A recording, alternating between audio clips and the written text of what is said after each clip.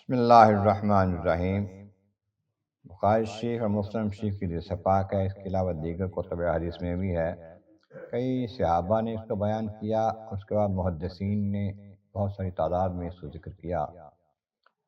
عن ابن مسعود، عبداللہ بن مسعود رضی اللہ تعالیٰ عنہ سے روایت ہے، قال فرماتے ہیں ان شق القمر علی عہد رسول اللہ صلی اللہ علیہ وسلم، آقا کریم رحمت عالمین کے حیات مبارکہ میں آپ کے دور میں چاند دو ٹکڑے ہوا۔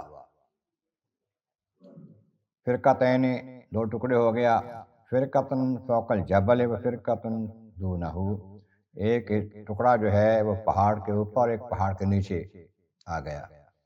اس کے بارے میں امت کا اتفاق ہے، علماء کا اس پر اجماع ہے کہ یہ حضور علیہ السلام کا معجزہ ہی ہے، حضور کے دور میں یہ بات ہوئی ہے۔ البتہ قیامت کے قریب ایک دفعہ پھر ہونا ہے، وہ اور انداز ہوگا۔